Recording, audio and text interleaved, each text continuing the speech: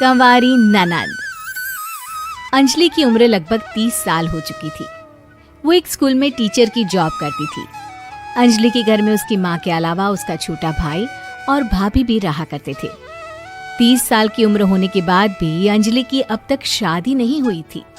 इस बात को लेकर अंजलि की माँ रुक्मिणी देवी काफी परेशान रहा करती थी। माँ, मैं स्कूल जा रही हूँ, जरा मेरा टिफिन तो दे दीजिए। अब क्या पूरी जिंदगी मैं तुझे टिफिन बनाकर देती रहूंगी? अरे कुछ सोचा भी अपने बारे में या बस ऐसे ही? क्या माँ, सुबह सुबह फिर वही बातें लेकर बैठ गई। माँ गलत क्या कह रही है अंजलि दीदी? इतनी उम्र हो चुकी है आपकी, माँ कब तक आपकी सेवा करती रहेंगी? भाभी, मैंने माँ को कब कहा कि मेरी सेवा करो? वैसे भी अपना टिफिन मैं खुद तैयार कर लेती हूँ, बस टेबल से उठाकर देने को ही तो कहा था। वैसे अंजलि दीदी, देखा जाए तो टिफिन उठाकर देने की उम्र तो आपकी है। आपका अपना घर परिवार बच्चे होते तो ये जिम्मेदारी आज आप पूरी कर रही होती। एक बात मेरी समझ में नहीं आती, अगर मेरी शादी नहीं हुई तो इसमें मेरी क्या गलती है और तुम सब लोग मेरे पीछे क्यों पड़े रहते हो? अरे कुछ कहना क्या पीछे पड़े रहना होता है? अपने छोटे भाई को देख, तुझसे 3 साल छोटा है लेकिन 2 बच्चे खेल रहे हैं आंगन में।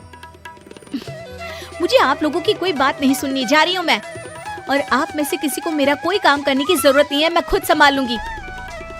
इतना कहकर अंजलि वहां से चली जाती है। शाम को जब अंजलि अपने स्कूल से लौटकर घर वापस आती है तो उसने देखा कि पड़ोस वाली निर्मला चाची वहां पर बैठी हुई थी।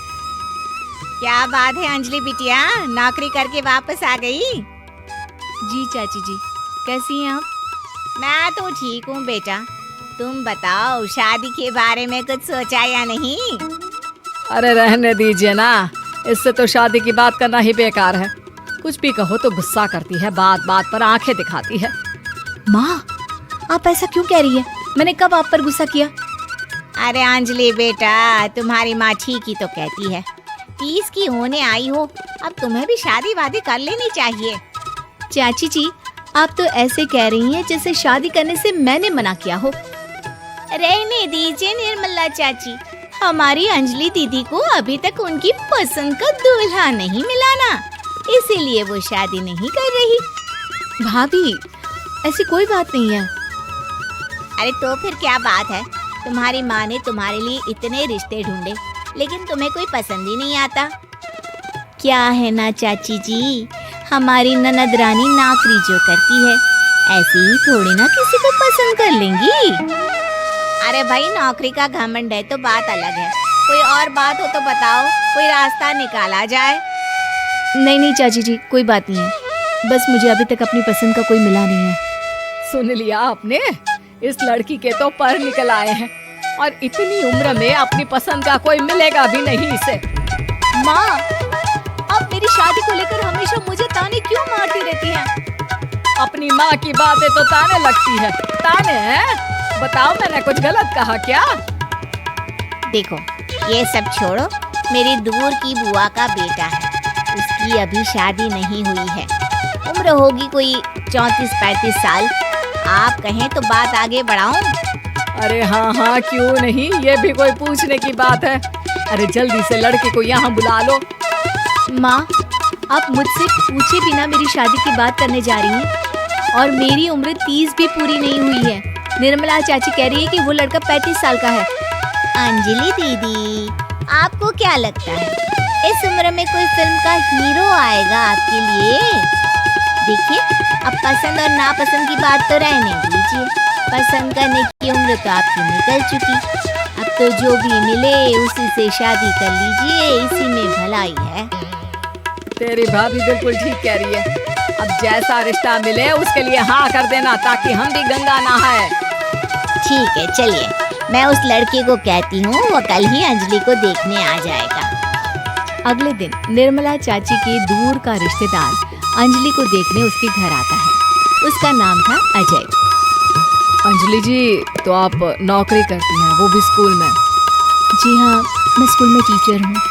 हमारी बेटी बहुत होशियार है। अरे पढ़ने लिखने में इतनी होशियार है, इसीलिए तो इसकी नौकरी लगी है स्कूल में। हाँ हाँ ठीक है आंटी जी, जरा मुझे भी तो बात करने दीजिए आपकी बेटी से।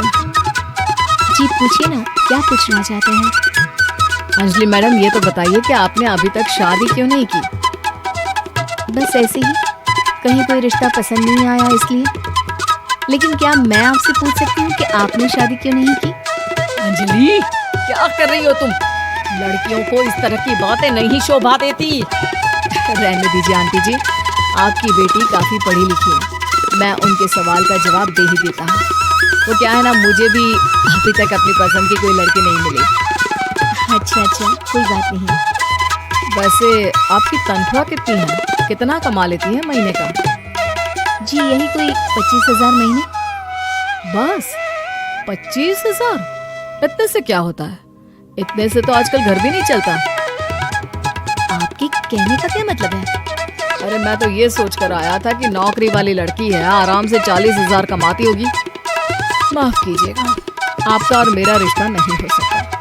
जी कोई बात नहीं, मुझे भी आपके साथ शादी करने में कोई इंटरेस्ट नहीं है। अंजलि, किस तरह की बात कर रही हो? घर आए रिश्ते को ठुकरा रही हो तुम। दीदी, अब इस उम्र में आपको इतनी अकड़ नहीं दिखानी चाहिए। अच्छा खासा रिश्ता हाथ से निकल गया, कहीं ऐसा ना हो कि जिंदगी भर कुंवारी ही रह जाओ आप। कुछ दिन और ऐसे ही निकल जाते हैं और अंजलि की शादी कभी नहीं होती। अंजलि के परिवार वाले बिंदास उसे ताने मारते रहते हैं, लेकिन अंजलि एक बड़ी नौकरी की तैयारी करती है और उसमें सिलेक्ट होने के बाद अंजलि को एक बहुत बड़ी नौकरी मिल जाती है। अब तो दीदी के नखरे और भी ज्यादा बढ़ जाएंगे भाई। अब तो इतनी बड़ी नौकरी जो लगी है, अब इनकी शादी होने से रही। माँ, मुझे नौकरी के लिए दूसरे शहर जाना पड़ेगा। आप जानती हैं ये बहुत बड़ी जॉब है और इसमें पैसे भी बहुत ज्यादा मिलेंगे। अच्छा, कितने पैसे मिलेंगे बेटा? माँ, मुझे हर महीने 90,000 सैलरी मिलेगी। क्या? अरे वाह वाह, ये तो बहुत अच्छी बात है। लेकिन फायदा क्या? कितने भी पैसे मिले, शादी तो हुई नहीं ना तुम्हारी।